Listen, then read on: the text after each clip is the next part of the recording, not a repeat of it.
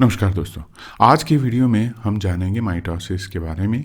ये हमारा second lecture है on the mitosis series specifically devoted to cell division. पहले लेक्चर में हमने बेसिक्स ऑफ सेल डिवीजन के बारे में जाना।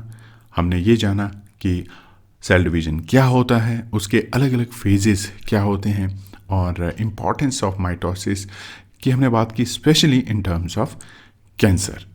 तो ये हमने पहले वीडियो में जाना। इस वीडियो में हम इंटरफेस को इलैबोरेट करेंगे, इंटरफेस के बारे में जानेंगे। सबसे पहला पॉइंट ये है कि इंटरफेस सबसे लंबा फेज माना गया है। इस फेज में सेल अपने आप को प्रिपेयर करता है फॉर सेल डिवीजन। इसमें आपके पास 3 सब फेजेस आते हैं। G1 is the first gap, S जिसको सिंथेसिस कहते हैं, G2 जिसको सेकेंड गैप भी कहा जाता है। और इस फेज में प्रोटीन्स की सिंथेसिस होती है, साइटोप्लाज्मिक ऑर्गेनेलीज की सिंथेसिस होती है, इसलिए इंटरफेस बहुत ही इंपॉर्टेंट फेज माना गया है।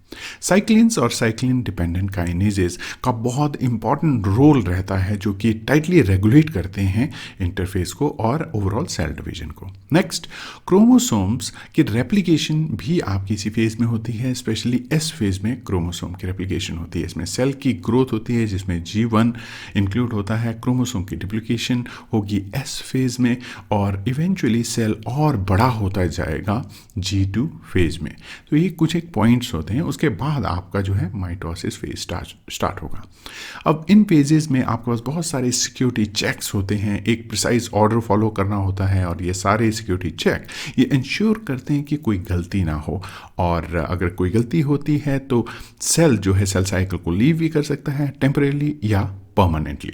तो ये कुछ एक इंपॉर्टेंट पॉइंट है जो कि आपको जानने चाहिए। Next, during the process of cell division DNA breaks भी हो सकते हैं, और डीएनए ब्रेक्स को फुलफिल करने के लिए या उनको रिपेयर करने के लिए आपके पास नॉन होमोलोगस एंड ज्वाइनिंग एक प्रोसेस रहती है, वो अप्लाई हो सकती है और जो कि डीएनए ब्रेक्स को ज्वाइन कर सकती है G1, S और G2 फेज में।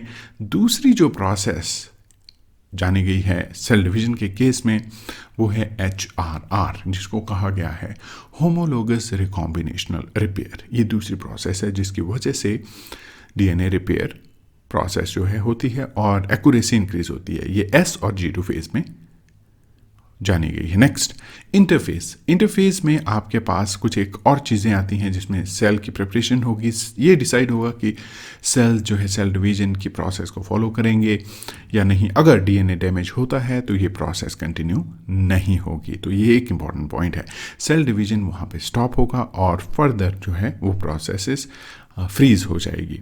ये डिसाइड करेगा कि किस तरफ जो है सेल की फेथ जाएगी। नेक्स्ट जो है आपका इसमें प्रोसेस में इंपॉर्टेंट रोल रहता है रिडक्शन इन डैमेज सेल्स, और लेस कैंसरस सेल्स प्रोड्यूस होंगी, और मिसकैलकुलेशन या एरर्स अगर होती हैं उनको मिनिमाइज किया जाएगा, नहीं तो कैंसरस सेल्स की प्रोडक्शन इंक्रीज हो सकती है। ये कुछ एक इंपॉर्टेंट पॉइंट्स थे इंटरफेस के रिगार्डिंग।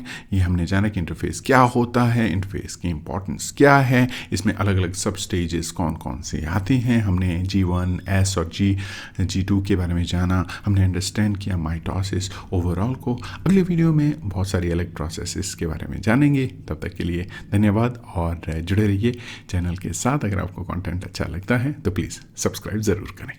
Thank you.